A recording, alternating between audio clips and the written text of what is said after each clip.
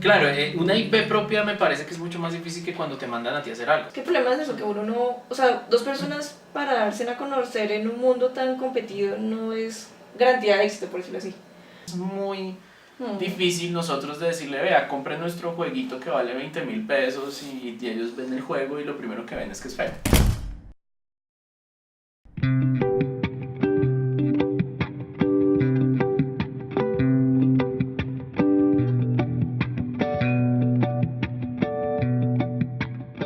Realmente al principio no teníamos nombre, no teníamos nada, era solo, hey, vamos a hacer un poco de juegos porque queremos. Para ese momento nunca se pensó seriamente Glitchypixel como una empresa. Se lo hacemos como un hobby, realmente. Más como algo mientras teníamos nuestros trabajos aparte y eso, pero eso cambió en el concurso de Square Enix. Estábamos en la moda de deberíamos hacer libros interactivos. Y yo le mostré a Diana un libro interactivo donde uno movía unos libros. En una parte del libro se movían libros, uno los movía con el dedo. Y decía, si yo fuera una persona, no me acuerdo qué Diana dijo, si yo fuera una persona viendo eso, o sea, en ese mundo, y veo que los libros salen solos, me habría asustado un montón. Entonces como que dijimos como, eso ya es como chévere. Entonces como que dijimos, bueno, pues hagamos entonces prototipos sobre eso. Digamos, el prototipo abandonado como por un rato y ya fue como en el 2011, el 2012, perdón, que fue el concurso. Y yo le dije, como, por favor, tenemos que entrar porque es Square Enix. Con Square Enix, pues, había un contrato en el que uno tenía que, o sea, uno cedía la IP por alrededor de 6 meses. Sí. Y si ellos decidían no hacer nada con ella, entonces la IP volvía a nosotros. Para ese momento ya había pasado como ese tiempo y ellos no hicieron nada. Cuando ya habíamos recibido la IP, nosotros ya teníamos pensado, bueno, mandémoslo a Steam a ver qué pasa. Era en ese proceso. Y en ese proceso salió eso de la incubadora de Sony. La respuesta, bueno, no sé qué, mi nombre es Mike Foster y soy el dueño, el que maneja las cuentas en los desarrollos en Latinoamérica. Parte del programa de incubación. El programa está diseñado para dar las herramientas y permitir a los desarrolladores moverse del PC a la consola. Nos fue bien ahí y nos dio acceso a la plataforma Vita, de PlayStation Vita. Nos dieron los dev kits de Vita. Y ahí en adelante estuvimos trabajando fuertemente en Vita y en Steam. De hecho, una de las cosas chéveres fue que a Sony como que le gustó el progreso del juego y entonces por eso nos dieron el acceso a PlayStation 4 porque Mike Foster nos dijo, vea, a mí me gustó mucho que hubieran sacado el juego, ustedes son el segundo juego latinoamericano lanzado en PlayStation. Eso es chévere. Sí, eso fue muy guau. Y entonces, pues yo quisiera que portaran el juego a Play 4. Eso fue muy chévere. Después estuvimos los siguientes 6 meses a lanzarlo, a portarlo para Play 4. Y eso fue en el 2015, que se lanzó Poltergeist para PlayStation 4. Pues el juego no ha sido así las super ventas, porque no esperábamos que lo fuera. Es un juego independiente para una audiencia muy pequeña. Pero ha tenido una cola larga. O sea, el juego hasta ahora siempre nos ha dado, pues hasta estar acá sin ningún problema. Nos ha dado para mantenernos bien todo y pues ahorita estamos haciendo el siguiente proyecto. Eso es lo que estamos haciendo, uno se llama Super 4 en 1.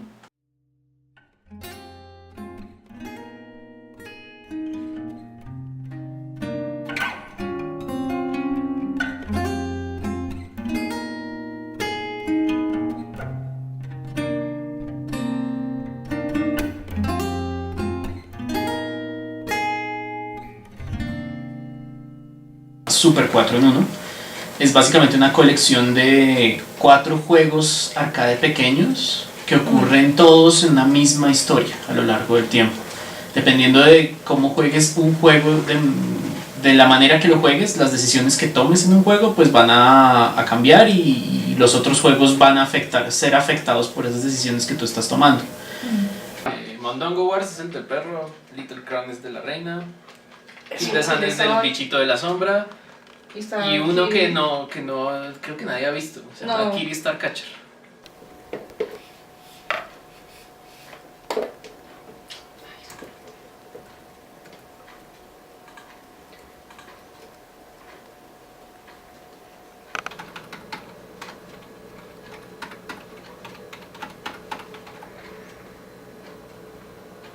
Uno cómo saca las ideas, ¿no? Siempre es esa pregunta de, bueno, ¿cómo se te ocurren ideas? Y es como de todo, ¿no? Uno siempre es como de todo. Obtiene las cosas de cualquier lado o haciendo experimentos. Pensemos como en una sopa, como que primero tú consigues los ingredientes y luego dices como, ¿yo qué hago con todo esto? Vamos a hacer una sopa o podemos hacer otra cosa. Por ejemplo, la idea de Super 4 en 1 básicamente es una extensión de un proyecto del Global Game Jam. No, mentiras, no fue en el Global Game Jam, fue en el Molly Jam. O sea, en el Bolillam eran varias ideas. Y una de esas era como devolverse el tiempo para arreglar algo. Sí, como que la idea era que cogían citas de Peter Molyneux. Sí. Es famoso porque el tipo dice muchas vainas, pero promete mucho, pero no siempre cumple. Sí. Es famoso por eso.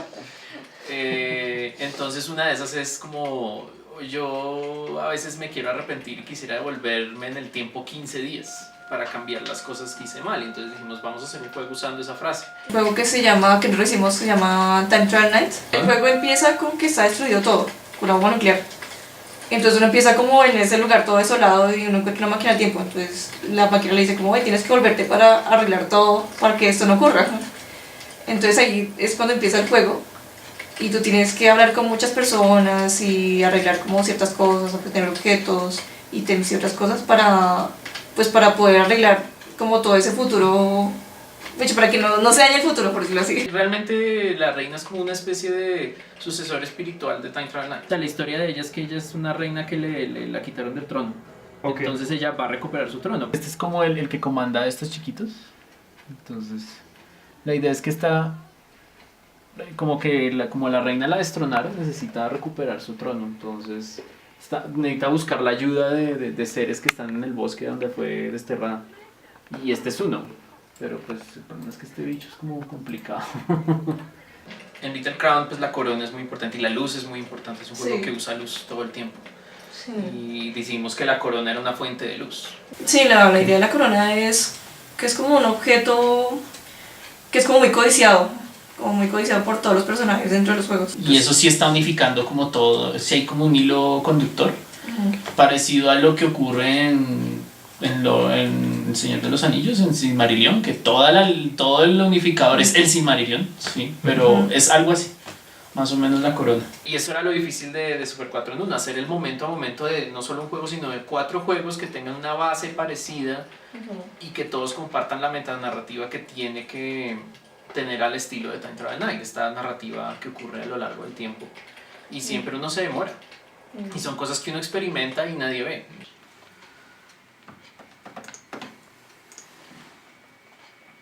Coger un monstruico de esos. Es que los bichos son casi negros.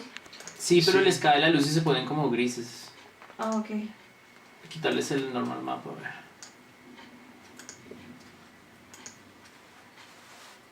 Otra es que no tengan luz. Pues yo sí había pensado eso, como que no tuvieran ese... Que no proyecten ni sombra ni nada. Pasa. Es algo muy difícil de explicar porque la gente cree que eso es formulaico, cree que si uno hace tal cosa o hace tal otra Vas a tener éxito. va a funcionar así No. de fácil, no es tan fácil, hay que Eso es probar y... hacer probar error. mucho y hay que esperar a que uno se equivoque. Ah, es Ah, que no, ellos no no sé. son negros, son como grises. Son moraditos, ¿no? Sí. Ah, Sí, son de un moradito y todo loco. claro, porque mira, les Mira. quito la luz, mira cómo se ven. Mira, ese color es como morado. Es que mira si los quito. Pues yo te había mostrado así, tú me dijiste que se le poníamos sombra, entonces, Luz me refería. bueno, esa cosa. Lo que pasa es que la corona. Pues el más visible es así, ¿no? Pues ven, la idea original es más o menos así. Es que se notan demasiado. No es un proceso limpio. Es Sí, un proceso exacto. muy desastroso. Y Sí. eso mucha gente cree que el proceso es todo perfecto, No, no, como si no. fuera una producción perfecta. Pero no, es desastroso, es enredado, es intentar, es probar, es mirar qué funciona, qué no funciona. Animaciones de Cambiamos ataques. el... Uf, está funcionando mucho más rápido. Sí, Sí. cambiamos el modo de pelea, porque el otro queríamos hacer algo más como... Shout of Mordor. Sí, más típico Yo creo. Batman con contraataque y todo, pero es que esto es un juego 2D y no funciona. Entonces, ¿qué hiciste? ¿Eliminaste el contraataque? Sí, ya no hay contraataque, ahora es más vaya y casquere a todo el mundo. Sí.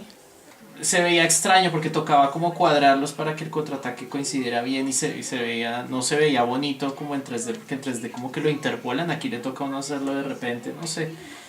O sea, como que- Y se sentía lento el combate y se sentía que uno no tenía el control. O sea, por lo que es 2D, uno siente que que no tiene que estar alineado el personaje para atacar. Claro. Pero igual ese es un concepto que era 3D, entonces pues nosotros sentimos que puede haber confusión como visual, como que tengo que estar de frente al bicho para atacarlo, pero pues no necesariamente. Igual es que se sentía como, no sé, como lento, como que no... como que no estaba cuadrando bien. No es una cosa de que tú creaste la historia y tienes la historia y ahora empezamos a hacer el juego, no. Es todo un proceso iterativo, todo está mezclado y ese es un contraste muy fuerte con las películas. Las películas son preproducción, postproducción y producción y postproducción y ese es el orden y así siempre ha sido y ese es el guión y nadie se va a poner a cambiar el guión en la mitad de la producción. Pero en los juegos eso es lo que pasa todo el tiempo. Sí, antes habíamos pensado hacer más juegos, habíamos pensado hacer un juego de peleas, que la verdad por tiempo no solo quitarlo. Sí, quería hacer como personajes de peleas, pero como que fueran como nativos, como que tuvieran como algo indígena. Ok. Entonces como que el nivel de cada uno sería como por llamitas. Por las llamitas que tenga encima de la cabeza, entonces como que uy, se mantiene 3. Sí, lo que pasa es que también por tiempo somos solo 2. Entonces antes era un Super Sí. 7 en uno, después volvió un Super 5 en uno y ahora es Super 4. Sí, ahora es Super 4. Si empezaras con esto, el guión estaría modificándose todo el tiempo. Porque tienes que adaptarte a las limitaciones técnicas, a las limitaciones de tiempo, a las limitaciones de los mismos programadores y a las limitaciones del juego. Que si estás haciendo Sí. un juego que necesita una cosa en específico y resulta que ahora cambió porque no está funcionando, que es lo que pasa cuando uno manda y hace testing. Entonces, pues desafortunadamente hay que cambiar algo y eso va a afectar la historia, va a afectar el arte, va a afectar muchas cosas. Y eso es una diferencia fundamental. Sí. Y es la naturaleza de hacer juegos. O sea, uno espera equivocarse. Uno asume que va a ser un problema. Uno asume que uno nunca lo va a sacar al primer intento, jamás. Sí, llega un punto donde uno quiere mandar toda la porra. Todo. Sí. ¿Para cuándo lo tenían previsto y cuánto se les atrasó? Pues realmente lo que pasa es que nos demoramos mucho como logrando una idea. Ya hemos dicho que de antes teníamos otra, ¿no? Sí. Por ahí debe estar. Y le dedicamos harto tiempo a eso. Y no funcionó, nunca lo logramos. Entonces volvimos a esta. Y esta hasta ahora logramos hacer como algo. Y pues la idea era este año, pero yo creo que tal vez este año no.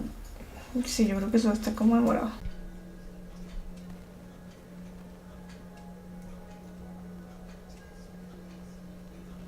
Super 4 no es pixelar porque le funciona, ¿no? Esta idea de irse a los cartuchos juegos viejos antiguos, y toda sí. esa cosa, pero no es propiamente pixelar porque es 3D y queremos darle esa sensación de profundidad, usamos mapas normales para que los objetos tengan profundidad como en Con las piedritas esas ahí. las piedritas, esas cosas, tiene ese estilo. Pero que yo sí comienzo como en eso, como en cómo saber y todo. O sea, cuando recién estaba aprendiendo a dibujar pixel art, yo hice un perro que tenía un bate en la boca y decía como peligro, como decía una pero era un bate y todo feliz el perro ahí. Entonces me acordé que en Medalla de Honor, hay unos perros, unos pastores alemanes que disparan, o sea, que salen con metralleta y te van disparando. Sí. Y subió porque tienen el área de disparo más bajita, entonces uno toca hacer como así para dispararles y eres como, perros desgraciados, o sea. El caso es que me acordé de ese perro, de esos perros, y dije, sería muy chévere como coger ese perro que había dibujado y ponerle un arma. O sea, no que sea el bate, sino un arma. Sí. Entonces como que de ahí. Sí, ahí empezó a salir todo. Empezó a crearse el universo de Mondongo Wars que ocurre después de Little Crown. Mondongo Wars, por ejemplo, es un juego como de disparos y tienes 3 personajes. Disparos desde vista top-down, vista desde arriba. Yo ya tenía muchos bocetos de cómo se vería Mondongo Wars. O sea, yo sí quería como sí, yo había hecho montones de boceticos hechos en lápiz, luego los pasaba a color y todo. Y el primer prototipo que se hizo fue todo en tipo puppets, animación tipo puppets. No iba a ser pixelar, iba a ser vectores, precisamente. Ya me acordé de ese prototipo, por ahí debe estar. Sí, por ahí está. Sí, iba a ser de esa manera, pero luego lo cambiamos a una perspectiva porque si el personaje iba a disparar, entonces era mejor que pudieras verlo todo, era como que era más fácil de controlar y lo volvimos a este juego de arena.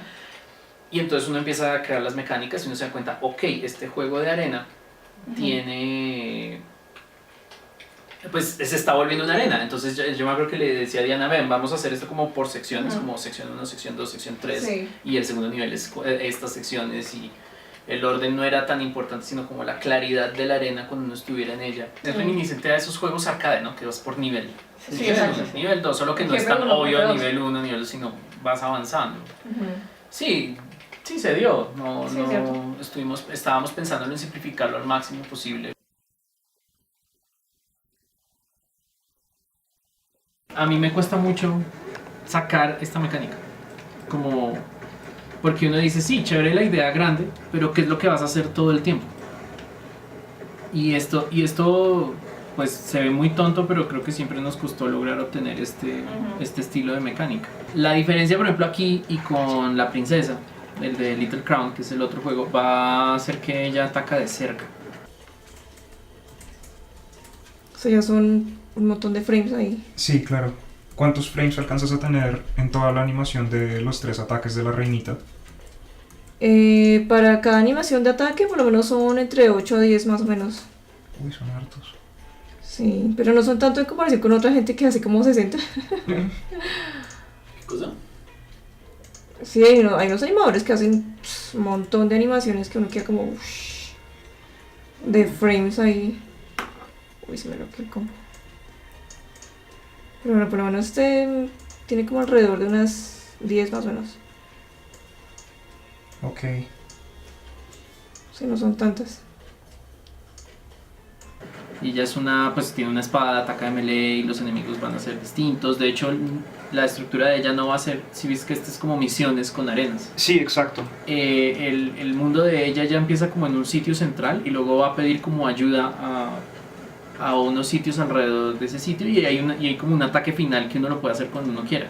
O sea, tú podrías entrar de primerazo y obviamente eso afecta la historia. Cuando diseñaste Time Trial Night, tocaba pensar dónde estaban los enemigos, cuánto te demorabas de ir de un lado al otro para obtener los objetos, por qué estaban acá, y después uno construía alrededor de eso. Uno no podía primero hacer bonito el juego y lo adapta. Es mucho más difícil. O sea, efectivamente el diseño del nivel salió a partir de cómo va a interactuar el personaje. Sí. Quién sabe si al enfocarnos, concentrarnos mucho más en algo como Kill the Sun o como Kiri, van a ver este tipo de arenas, tal vez no, tal vez va a ser otra estructura distinta. Pero como que digamos que eso sirve a cómo estás jugando el juego. Siempre funciona de esa manera. Sí, igual como que el enfoque incluso va para el arte, o sea, uno no debería casarse con pixel art. Ahora, lo que pasa es que Diana es muy buena en pixel art, entonces sí. Y a Diana le gusta el pixel art, entonces pues también ayuda a uno a tener un estilo. ¿Qué es lo que más los estresa o los cansa cuando están en medio del proyecto? A veces uno se pega unas varadas. Sí, es como que uno se cansa mentalmente y como que uno no sabe muy bien qué hacer, qué continuar, ¿no? Como que uno queda todo como yo sé que tengo que hacer esto, pero uno como que mentalmente está agotado. Sí, como que uno se agobia y no sabe qué hacer. Pues en mi caso es como una monotonía, o sea, hacer pixel art es muy de paciencia, ¿no? O sea, llega un punto donde uno se cansa y uno quiere hacer como otra cosa, como, no sé, pintura o otra cosa. Es que lo que me gusta del pixel art es como la forma de animación, como que es lo más parecido a un cuadro cuadro. O sea, como que esas cosas como que ya se pierden con el 3D y eso. En cambio, el pixel art es como todavía como eso tan manual, como muy, o sea, lo veo muy así, como muy a mano. O sea, ya te mostré las animaciones que hago, ¿no? Así todas bocetadas y luego las voy mejorando. Y pues a mí me gusta mucho ese tipo de animación y pues ojalá pudiera seguir haciendo más cosas así. Es mejor pensar en gameplay, en funcionalidad, en la jugabilidad, en eso, y después pensamos en cómo queda bonito. Lo que pasa es que en estos juegos, como todos han estado saliendo tipo arena y muy probablemente todos van a quedar así, entonces el entorno no es tan grave que haya una que otra piedra por ahí, aunque a veces sirve para darle un poquito de variedad, que no sea siempre un plano, sino que haya un poco de cositas ahí, pero no afecta como esencialmente el flujo del juego. O sea, estos juegos nos han salido así. Entonces, pues todos son como espacios y más bien el arte es simplemente para estar adornándolo. Entonces nos estamos enfocando más en las interacciones entre los personajes, más que en el escenario mismo, aunque el escenario obviamente yo sé que a la gente le ha gustado mucho, se ve bonito. Sí. El proceso correcto en general es que uno primero hace el nivel, mecánicamente hablando, y después lo pinta, por decirlo de alguna manera, después como en efectos estudios decían, lo bonitean. Realmente no es que haya una religión al hacer juegos, ¿no? Todo el mundo tiene perspectivas. O sea, yo mientras he enseñado juegos me ha tocado empezar a entender esas perspectivas y lo he dividido en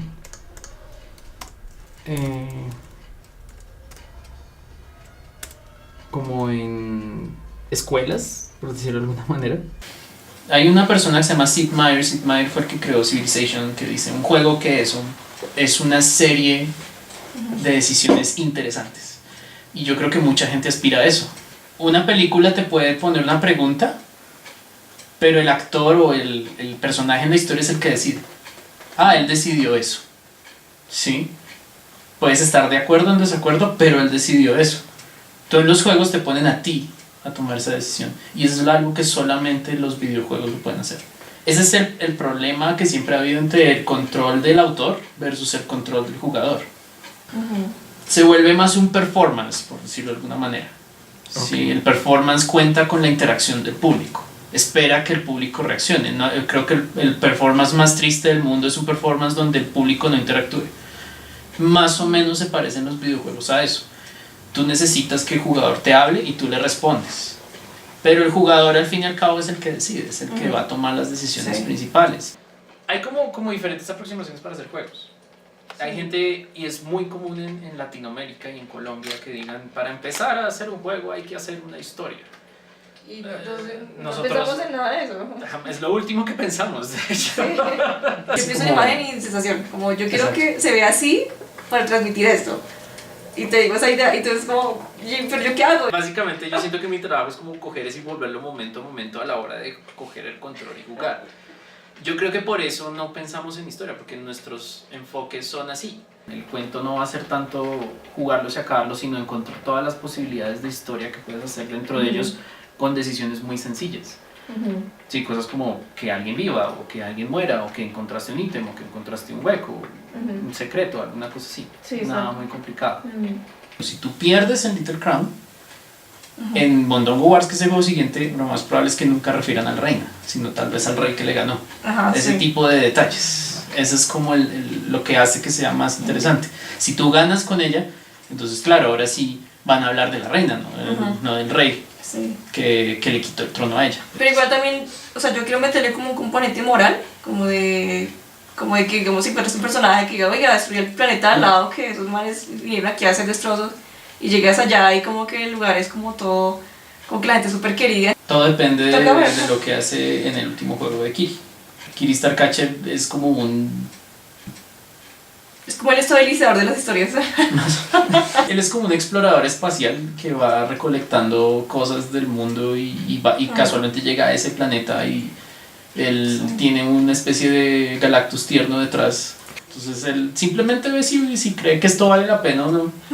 Y va ahí, y si no, le va a avisar al bicho que se coma todo. Y pues la idea es lo mismo, lo pusimos, dijimos pues vamos a ponerlo, vamos a cerrar la historia con él, porque él como es un explorador. Sí, la idea es que explore lo que quedó de ese mundo, porque él no va a llegar a un mundo entero, él va a llegar a pedazos del mundo flotando por ahí, o sea que quién sabe qué pasó. Es como una conclusión de todo lo que hiciste en los otros juegos. Todo se va a ver, también. Todo se va a ejecutar, todas las consecuencias van a estar.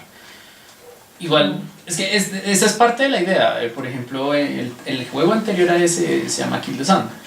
Sí, que es un personajito que tampoco es de ese planeta, llega al planeta por accidente y tiene que escapar y necesita una fuente de energía. Y lo único que hay es como un sol gigante y las sombras lo quieren matar por alguna razón. Entonces, pero va a haber todas las consecuencias de Mondongo Wars y de Little Crown. Y esa es la idea, ese es como todo el concepto. Todo lo que está ocurriendo va generando ecos a lo largo de todo el juego.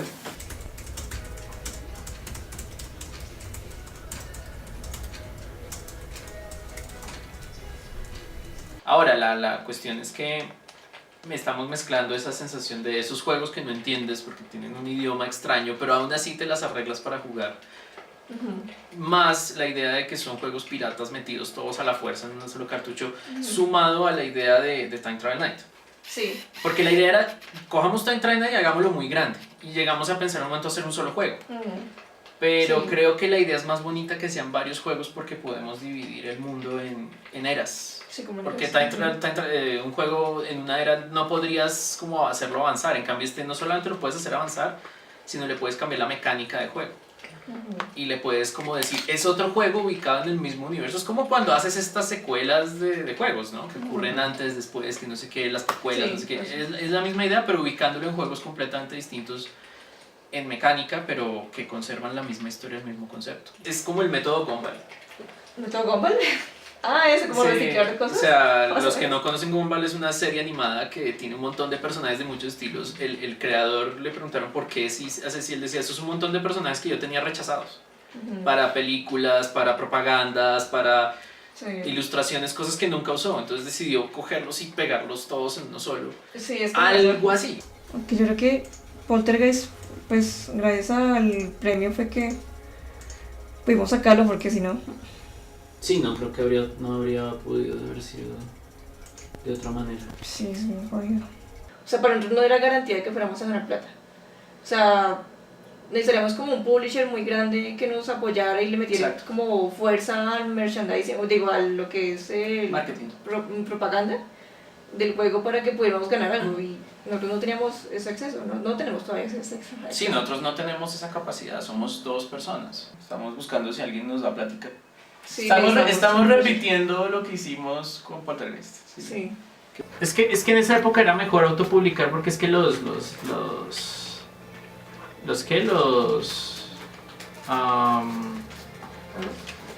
como que en esa época tener un publisher no era tan bueno, como que esperan estos cierto tipo de productos y uno pues como independiente no lo logra.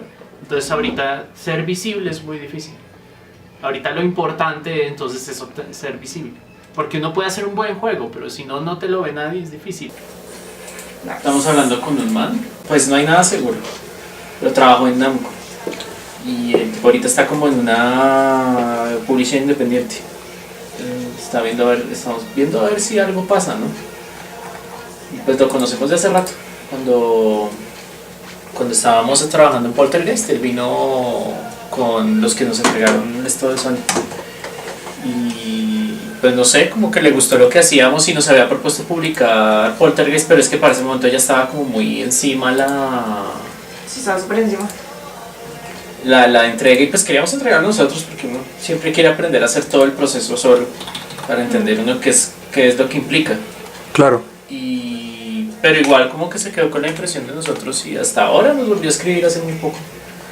Estaba interesado en ver si hacíamos algo y pues demostramos esto que estamos haciendo. Ojalá algo bueno salga de ahí, pero pues uno puede hacer el marketing de a mano que fue el que hicimos, ¿no? Mandé 200 correos y todo, pero es que es muy bravo y uno quiere estar como haciendo otras cosas y hay gente que lo va a hacer mejor. Y si esta persona nos puede conseguir a alguien algo o financiamiento o algo así, pues mejor. No hay... No hay una identidad. O sea, yo creo que el colombiano promedio, muchos ni siquiera saben que aquí se hacen juegos. O sea, es como, aquí la gente hace juegos Sí. y más aún explicar qué es el movimiento independiente en los juegos es más complicado. O sea, es como muchas capas por debajo para tratar de explicar por qué nosotros hacemos juegos y por qué nuestros juegos son como son. Claro. Pero esa vaina parece un juego de hace 30 años. ¿Qué hacemos? Sí, es lo que uno puede hacer. O sea, tenemos el juego nos dio para subsistir nosotros y está muy bien, pero para hacer una empresa más grande es que ese ya es otro cuento, es otro nivel. Y también tiene un componente de si nos volvemos estas empresas grandes y complicadas, ¿será que se nos va como toda esa chispa? lo que hace que Glitchy Pixel sea Glitchy Pixel? También es complicado. Y sí, nosotros crecer, depende. Todo depende. Sí. Por ahora nos gusta así como andamos. Por ahora estamos así. Estamos bien ahí. Vamos. Por ahora, si la cosa explota y llegamos a hacer un juego que por cosas de la vida vende un montón y quedamos con un montón de plata, pues yo creo que sí valdría la pena moverla de alguna manera. La pregunta claro. es cómo. Sí. Vamos a esperar a ver. Pero toca ver. Igual si nos sigue dando para nosotros, pues seguimos nosotros. No sé. Sí. Por ahora somos felices siendo los indies colombianos.